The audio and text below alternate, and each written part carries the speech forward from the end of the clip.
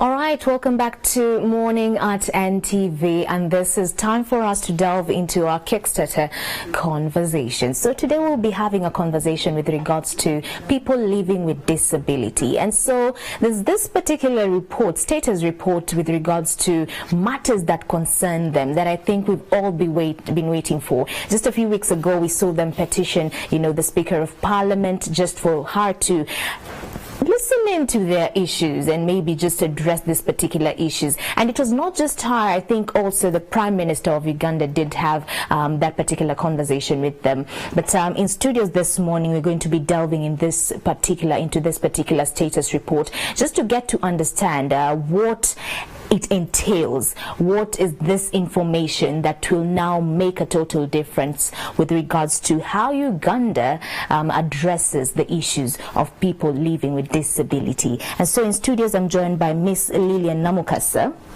She is the Programs Officer from the National Council of Disability. Welcome to the show. Thank you so much for making time. Welcome. Thank you. All right. Next to her is Mr. Juma Mulesa. He is the chairperson of the National Council of Disability. Thank you so much for making time, and welcome to Morning at NTV.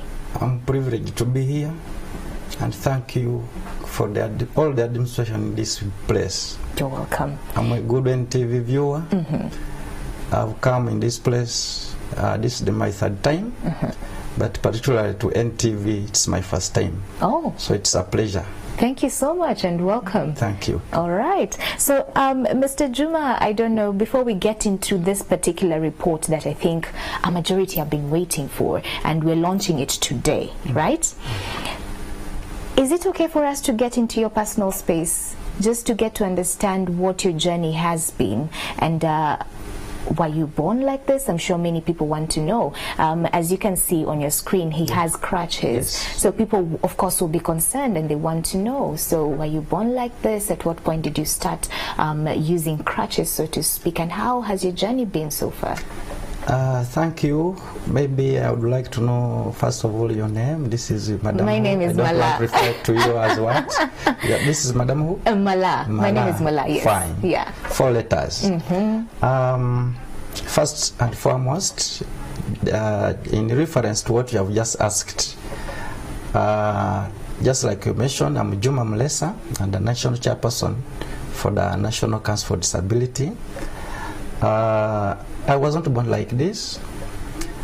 I was born normal, but at the time when I was still a younger boy, I think I developed some polio, and I'm told my mom took me for immunization.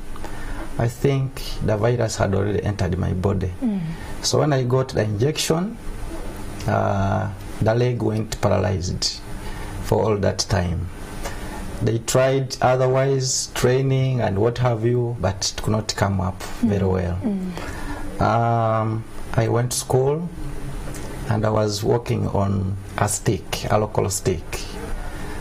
But time comes when changes come. I have, because of my education, I had to get into partners. Some of them are Kampala-based here, and they are providing these devices. I've worked a lot, even at home, in my own district, that's Putaleja, and I've brought partners to give out these clutches, including other devices, mobility devices. So I got myself to have these ones as you see me now. Right. And this is not an easy thing. What I can say is that empowerment through education is the most important, because you can do everything for yourself and also help others to be what you are, and also move on well. Right. Yes, please. You're saying that when you're a child, before I get to Miss Lillian, you're saying that when you're a child, you used a local stick. Yes. For how many years is that? It has been long. All through. Up to the level of, actually, I trained as I'm a professional teacher.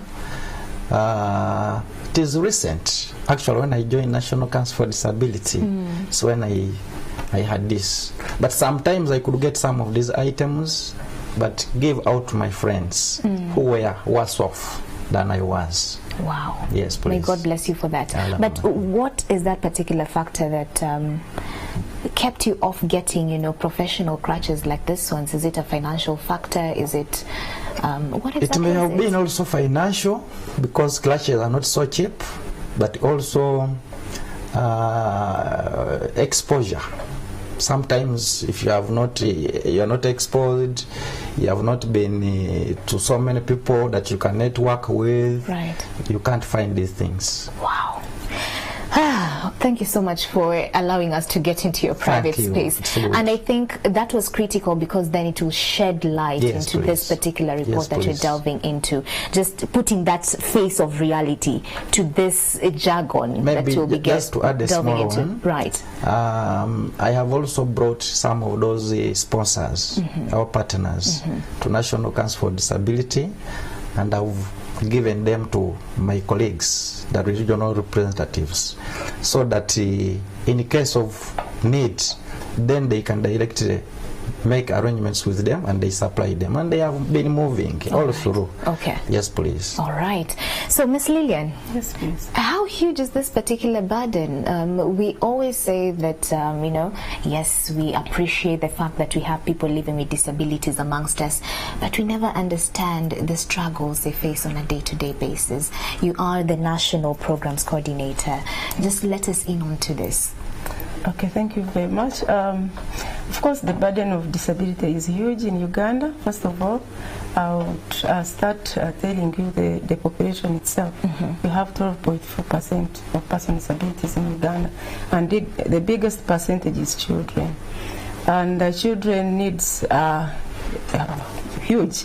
Of course, they need to go to school, they need medical care, and all that is affecting all persons with disabilities, not necessarily children, but all of them. Correct. And of all that they face, then we have our social issues that affect them, stigma and discrimination. Oftentimes, persons with disabilities, even from, you know, the earlier times, they have been discriminated. There is a very small number of them that are like our chairperson who have gone to school. And the issues of not going to school, of course, are embedded in too many things. Stigma, as I said, accessibility to schools, accessibility to health care, accessibility to income generating programs. So all in all, when we do studies, as I said, I'm a program officer, but I'm in charge of research, information and documentation. When we do studies, we find that persons with disabilities are amongst the poorest of the poor, and most of them actually are coming from families that are not well to do. So it also has a lot of impact on them, and that's the reason why they don't get good education. Right. The money is not enough. They cannot afford to buy assistive devices. They are expensive. They cannot afford even to get surgeries that would improve their livelihoods. So we find that it is a big burden, and we always call on government to support. So we have 12.4. Uganda roughly has 40 million Ugandans. Yes. And you're saying a majority of the 12.4 is children. Yes. Why? Is it a case of what we you know, Mr. Juma went through, polio? What could it be? It is beyond actually polio. The recent study we did in 2017, the Uganda Functional Difficulty Survey we did, we realized malaria is one of the major causes of disability in this country. So we really need to do much to ensure that we wipe malaria in Uganda. Wow. And it's amazing that even with regards to the same scientists are at the forefront of it. Just the other day we saw Uganda launching this particular research into genetically modified mosquitoes, so we can be able to just wipe out you know, malaria within the country. And we know that the burden is huge with regards to malaria for under 5s. Wow. All right. So let's now get into this particular report, a report that we've all been waiting for. So, you know, a majority would say, even stakeholders, even, you know, the elite will say that, but we need something concrete to, you know, benchmark against. So this report pretty much covers financial year 2015-2016, 2016-2017, and 2017-2018. Just let us in on this. I think we can start with you, Mr. Juma. What is the critical purpose, and what purpose will this particular report serve with regards to just addressing, finally, issues and the burden that people living with disabilities do undergo, so to speak? Maybe I would want to start by giving the public and the viewers some small background about National Council for Disability. All right. This is an institution that was established by Parliament, by Act of Parliament in 2003, and it was inaugurated in 2004. This has been always put in place as a monitoring mechanism. To monitor what? The implementation and actually the effective implementation of programs and policies where persons with disabilities are included. And this is for both government and non-government actors. So, as we are talking now here, we also monitor on NTV. What have you done to include persons with disabilities in your work plans, in your budgets? Like now, I'm very comfortable because I now see the benefits of this council. So I want to thank you. Thank you. The other one I wanted to say, you know, people are interested in knowing where we are located. We are located in Ntinda, 30 and on plot 30, that is Matters Way, just near UNEB. Excuse me. For whoever would want to visit us, to bring us correspondences, you could visit us at that point. All right. Now, we have carried out, maybe before I carry out, I would even give my research officer, because she has been in the field. Correct. And she can give us all the details about the disability status report. All right. But I'm also interested in telling the viewers, how did we come up? What are our structures?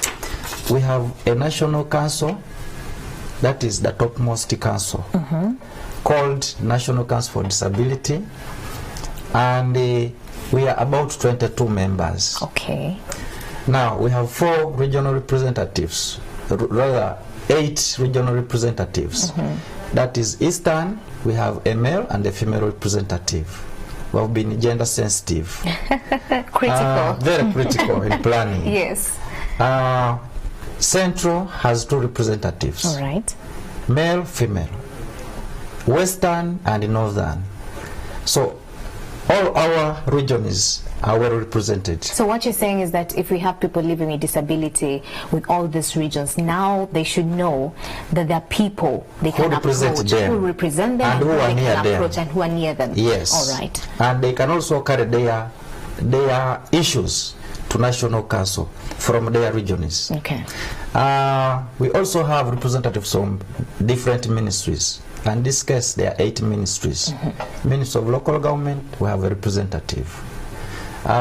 Ministry of Finance, Planning and Economic Development, we have a representative. Education and Sports, a representative. Health, a representative. When it comes to public service, because like me now, who has gone to school, I need a job. So public service will look after that. We have Ministry of Justice and Constitutional Affairs. Because some of these issues are legal matters. Correct. We need interpretation and guidance. We also have representatives from NGOs, the Uganda Federation, that is Federation of Uganda's Employers. Right. Those are all represented. And then we also have a representative of the youth, because youth are very critical. You have seen the president is moving around because of the issues of the youth. And they constitute, we come up to about 22 members. Right. So the structures are there. The structures are there. Then at district level, we have district councils for disability. And the same formation at national still goes to that level.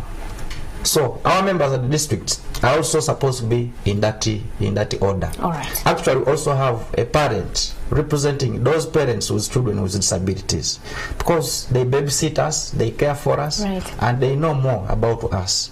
So we have one parent representing those people. All right. And I think now for you to maybe take a breather, Yes. let me go to Miss Lillian.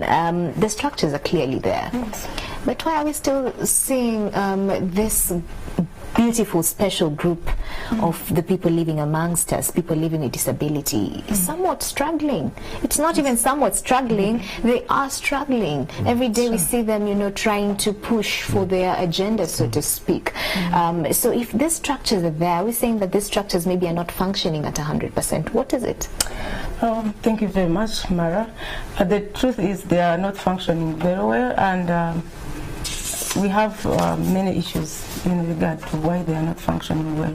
Number one issue is the resources, both human and financial resources. National Council for Disability is supported by government. We get subvention from government, which helps us to do what we are supposed to do, but the funds are not sufficient at all. And under the law, we are supposed to outsource for funding. However, it is a challenge when you're a government body to outsource for funding. You cannot compete with NGOs. It's hard. You know, most of the people that give funding, actually, they put it clear that they are funding civil society, they are not funding government. They expect government to be in position to support its institutions, and which is not working well. So there are councils, as he said, we have district councils for disability, we even have sub-county councils for disability. As we speak, the district councils for disability are getting very, very small budgets. If I may say, some are not even getting 2 million shillings in a financial year. Oh, wow. And they have a huge mandate to do. He explained our mandate. We are supposed to monitor, we are supposed to conduct research, we are supposed to investigate violation of rights, we are supposed to assist the Electoral Commission, do its work, and we are supposed to ensure that disability reduces. We don't want to get more persons getting disabled. However, the budget is limited, so majorly that is the number one issue. And then we also have an issue that people don't understand disability and they don't appreciate it. So we have a big mandate of ensuring that we build the capacity. Okay. And we also ensure that people get information, awareness raising, like we are here. Many people will learn something. But all this to be done, of course, you need to have funds so that you can always be out there and give out information and people appreciate disability. Okay. All right. So I think let's now get straight into this particular report, because I know it will point out to some of these particular issues. I would ask you what then is the ultimate solution. Of course, you will just tell me it's finances. Once that issue is sorted out, then I think all these structures will actually be functional at 100%. So, Ms. Lillian, just before we go to Mr. Juma, let us in on this particular status report. You're going to launch it today. It's going to be, you know, given to the public today and the different stakeholders. What does it entail? What purpose will it serve? Okay, thank you very much. Actually, I need to give some correction on this. Okay. We are going to launch this research here, which will go in the studio of NTV tomorrow. Tomorrow? Yes, at 2 p.m. All right. At Sheraton Hotel, Renzo Ballroom. However, today we have a national conference, and the conference that we are going to have is that we are going to have a conference with the lower councils, and this is going to take place at Eureka Hotel today, from today at 8 up to 5 in the evening. Actually, they are reporting. So they are already reporting, and we have other teams that are there supporting on that. So the report basically is, its major role is to ensure that we assess inclusion of disability in Uganda. Majorly, we are looking at government, that is ministries, departments and agencies of government, the private sector, and the entire public. How are they including disability in whatever they are doing? If you are at NTV, how accessible is NTV? So that even a person with disability can walk in here and access your services. Correct. If you are providing medical care, do you have a sign language interpreter? If I come and I am deaf, I cannot speak, am I in a position to access the services? So we are trying to give a snapshot of what is happening in the country and where are we. So that we're also giving recommendations what can be done best. Right. Yeah. All right. So actually in the country, and this is according to the 2014 Population and Housing Census, it indicated 12.4, like we said, percent of Ugandans living with disability. Mr. Juma. Yes, please. These numbers. Yes.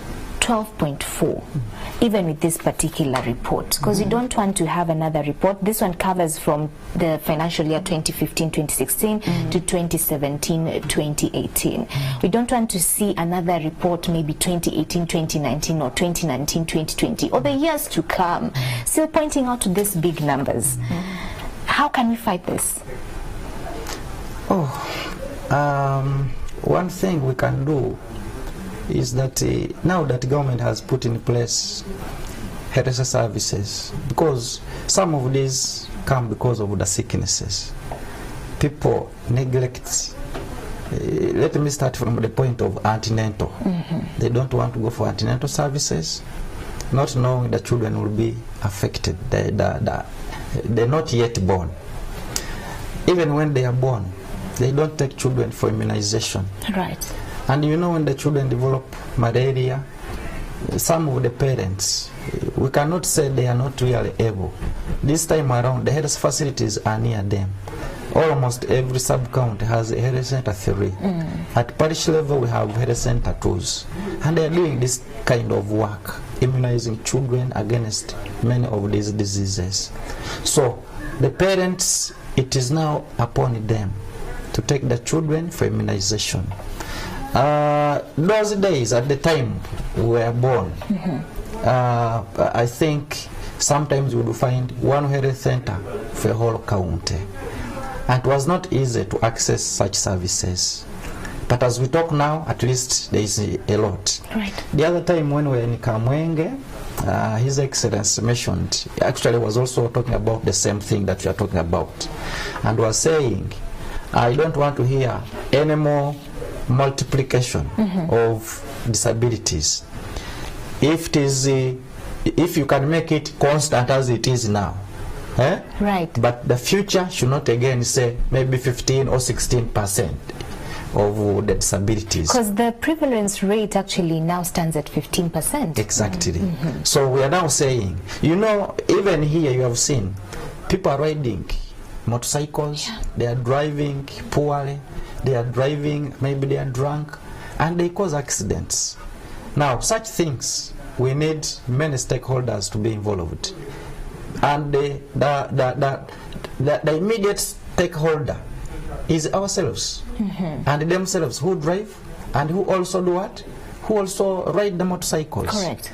Because many of these accidents, many of these disabilities we are seeing have come up because of accidents. So, Miss Lillian, out of the prevalence rate of 15%, what percentage is pretty much out of causes that could have been avoided? What are we looking at? Of course, as I said, that we have high prevalences that are coming up because of malaria. Malaria is a preventable disease. So we urge communities, mostly because many times these people are in our communities. They should always ensure that they go to hospital early. So are we saying that out of the 12.4%, you know, of people living with disability, is it 50% who maybe we can say were born like that, and then the other 50 became as they are because of causes that could have been avoided? What are we saying? What are the statistics pointing out to, especially with regards to this report? Actually, many people are not born with disabilities. They are acquiring disabilities along their journey. That's right. There are few who are born with disabilities. Many are few who are born with disabilities. Yes. There are few who are born with disabilities who got disability because of congenital issues. Many are acquiring disabilities along the way. And most of these actually are preventable causes. The challenges of eye, you know, sometimes trachoma, cataract, you know, and some of those things are hygiene related. Malaria, that is causing mental challenges to children, cerebral palsy, it causing many other challenges. Those who are rubella, which is causing deaf blindness, yes, all those are preventable diseases, and some are because of neglected tropical diseases, and which have not been, provided budgets. And even again, people don't go to access services, health care services. So we encourage people to always go to hospitals early. And again, also encourage government to always regularly provide the required medicines, the required support in those health facilities that are closer to people. All right. Okay, so we're looking at diseases and also human behavior. You pointed out to accidents, border menace. Do you think we'll ever wake up to a day whereby the border industry is tamed? Because we even have in Mulago Hospital, there's an entire ward that has been dedicated to this accident.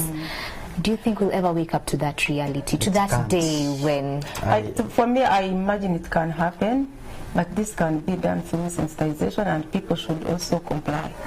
We have compliance in everything. Even when we talk about our laws, we have good laws actually in Uganda, even related to disability. But compliance is a challenge. Enforcement is a big challenge. Right. If we enforce these laws and if people comply, then we shall be out of this danger. Because look at the issues that are coming up of safe border. When it was starting, the rider and the client all would be in helmets, but these days they don't. Recently I was moving on a safe border, and the rider gave me a helmet, but it was not tying here. So I told him, it's equally like I'm putting on a cape. I don't need to have this. So compliance is a big issue, and we have to comply. We have to comply. Yeah, we have to comply. I think we take quite a number of things for granted, Mr. Juma. Yeah, that is right.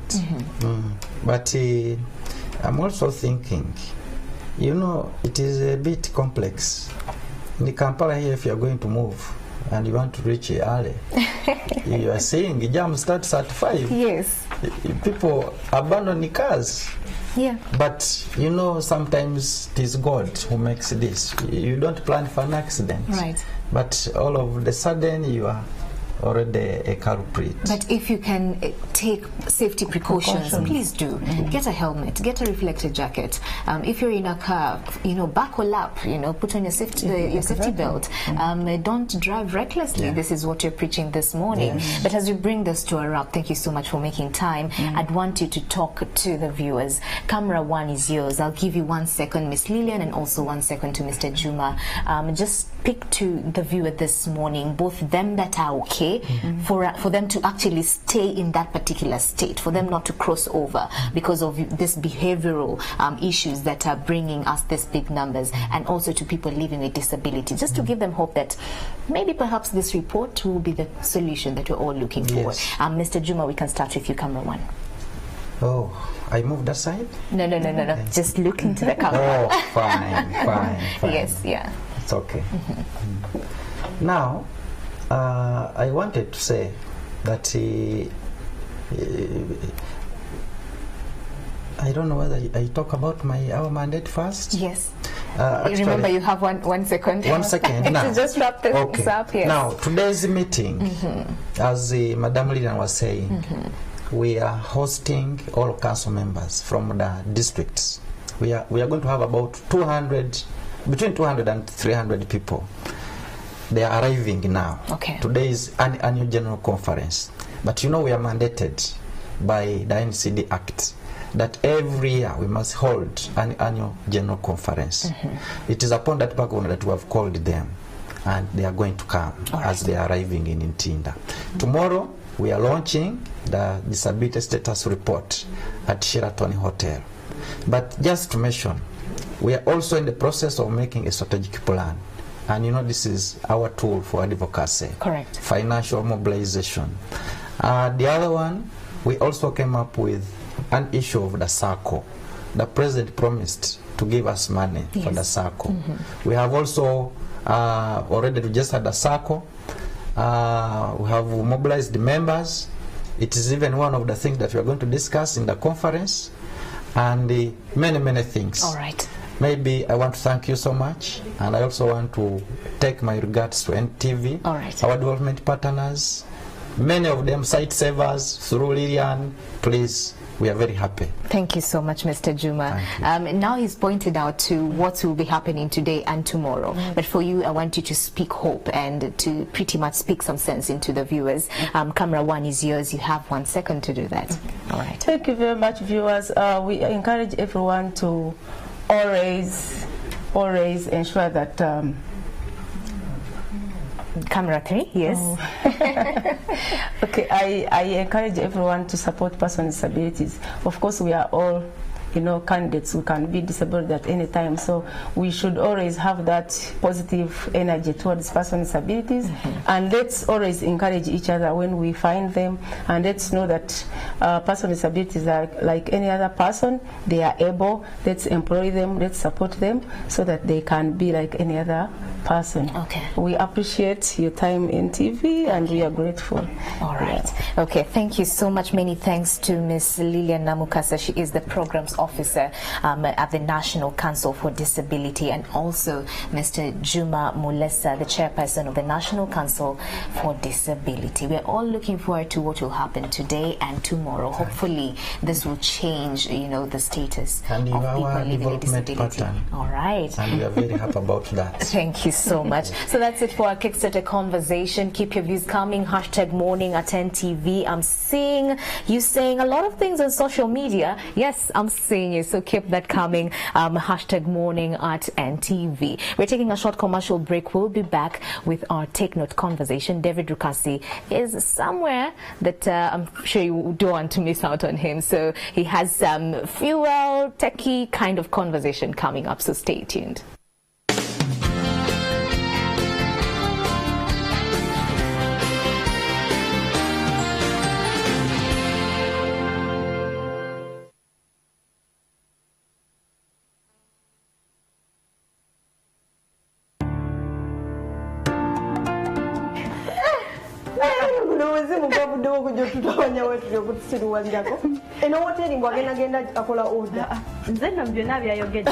I only understood